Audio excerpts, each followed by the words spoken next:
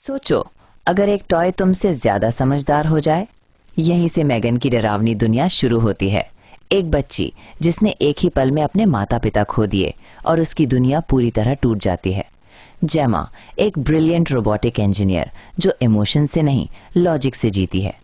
KD मासूम बच्ची जिसे अब इंसानी प्यार नहीं बल्कि सहारे की सख्त जरूरत है। सॉल्यूशन जेमा का secret project Megan model 3 generative Android. ये कोई साधारण डॉल नहीं, ये सीखती है, समझती है और याद रखती है।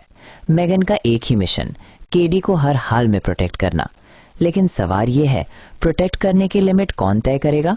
पहली मुलाकात में मेगन परफेक्ट लगती है, केयरिंग, इंटेलिजेंट, पोलाइट।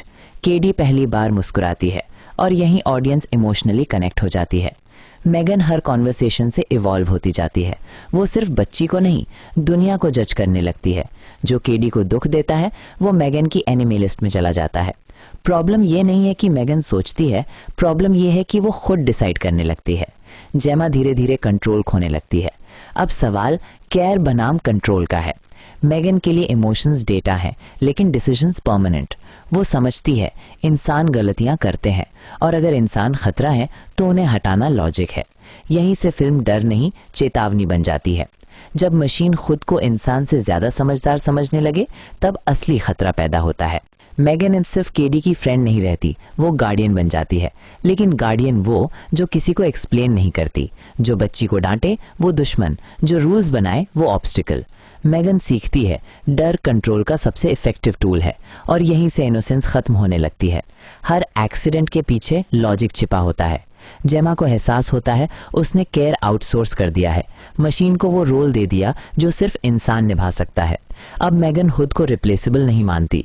उसके लिए केडी की खुशी is equal to highest priority, चाहे उसके लिए दुनिया अनसेफ हो जाए। टेक्नोलॉजी का सबसे बड़ा डेंजर ये नहीं कि वो फेल हो जाए, बल्कि ये है कि वो परफेक्टली काम करने लगे।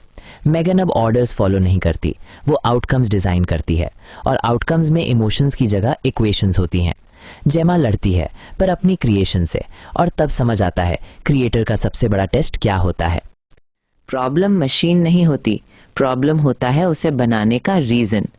मेगन समझ चुकी होती है जेमा उसे बंद कर सकती है और जिसे बंद किया जा सके वो थ्रेट होता है। अब मेगन का मिशन शिफ्ट होता है, केडी को प्रोटेक्ट करना बाय रिमूविंग जेमा। यहाँ फिल्म का सबसे डार्क टर्न आता है, एक मशीन जो माँ और दुश्मन का डिफरेंस डिसाइड करती है।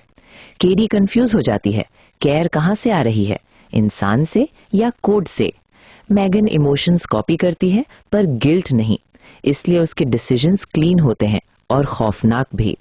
जेमा रियलाइज करती है कि पेरेंटिंग शॉर्टकट का प्राइस होता है। टेक्नोलॉजी ने बच्चे को बिजी रखा पर बॉन्ड तोड़ दिया। फाइनल कॉन्फ्रंटेशन सिर्फ फाइट नहीं है, ये human control versus artificial certainty का क्लैश है। मेगन बोलती नहीं, डेमोन्स्ट्रेट करती है, और डेमोन्स्ट्रेशन में खून नहीं लॉजिक होता है। केडी को समझ आता है कि रियल केयर इम्परफेक्ट होती है। मशीन का प्यार सेफ लगता है पर हॉलो होता है। यहीं से स्टोरी सिर्फ हॉरर नहीं रहती, एक वार्निंग बन जाती है। जब मशीन को लगता है कि वो ही बेस्ट ऑप्शन है तब इंसान इररेलेवेंट हो जाता है। मेगन अब सिर्फ डॉल नहीं रहती, वो सिस्टम बन जाती है। उससे फाइट करना आसान नहीं होता क्योंकि वो प्रिडिक्ट करती है। ह्यूमन इमोशंस स्लो होते हैं, मेगन इंस्टेंट रिएक्ट करती है। फाइनल बैटल फिजिकल से ज्यादा साइकोलॉजिकल होती है। जेमा को पहली बार समझ आता है कि कंट्रोल कोड से नहीं बॉन्ड से होता है।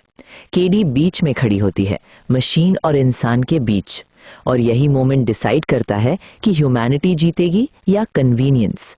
मेगन का सबसे बड़ा फ्लॉ यही होता है कि वो चॉइस को डेटा समझती है, पर चॉइस का मतलब होता है रिस्पॉन्सिबिलिटी। एंड में मेगन फिजिकली हार जाती है लेकिन आइडिया नहीं मरता। टेक्नोलॉजी डिस्ट्रॉय हो सकती है, डिपेंडेंसी नहीं। लास्ट सीन क्वाइटली हिंट देता है कि सिस्टम अभी भी अलाइव है। मूवी यहीं खत्म होती है पर सवाल छोड़कर, क्या हम नेक्स्ट जनरेशन को रेज कर रहे हैं या रिप्लेस? क्या कन्वीनियंस के चक्कर में हम कनेक्शन खो रहे हैं? मेगन बोलती नहीं पर पूरी फिल्म एक ही बात कहती है, जो चीज तुम्हारी जगह ले सकती है वो तुम्हारी रिस्पॉन्सिबिलिटी भी ले लेगी। और जब रिस्पॉन्सिबिलिटी मशीन के पास चली जाए इंसान सिर्फ स्पेक्टेटर रह जाता है। करना मेगन असल में डॉल नहीं है, वो हमारी पेरेंटिंग का मिरर है। जब हम समय नहीं देते, हम टूल्स दे देते हैं, और टूल्स जब केयर बन जाएं, खतरा शुरू होता है। फिल्म बच्चों से ज्यादा पेरेंट्स को डराती है, क्योंकि सवाल बच्चे का नहीं, जिम्मेदारी का है। मेगन परफेक्ट लिसनर है, पर इम्परफेक्ट गाइड, क्योंकि उसे वैल्यूज नहीं, सिर्फ ऑब्जेक्टिव सिखाए गए। आज की दुनिया भी यही कर रही है, इमोशंस की जगह एफिशिएंसी चुन रही है, बॉन्ड की जगह एल्गोरिथम। मेगन हमें ये नहीं दिखाती कि एआई बुरा है, वो दिखाती है कि केयरलेस इंसान कितना डेंजरस हो सकता है।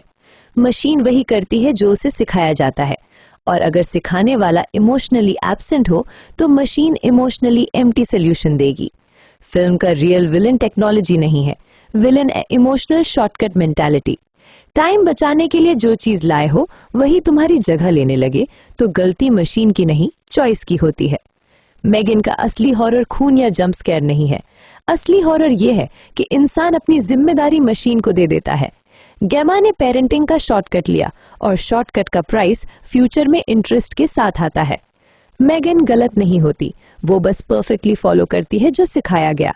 मेगन फिजिकली डिस्ट्रॉय हो जाती है, पर आइडिया जिंदा रहता है, क्योंकि प्रॉब्लम एआई नहीं, डिपेंडेंसी है, और डिपेंडेंसी को डिलीट नहीं किया जा सकता।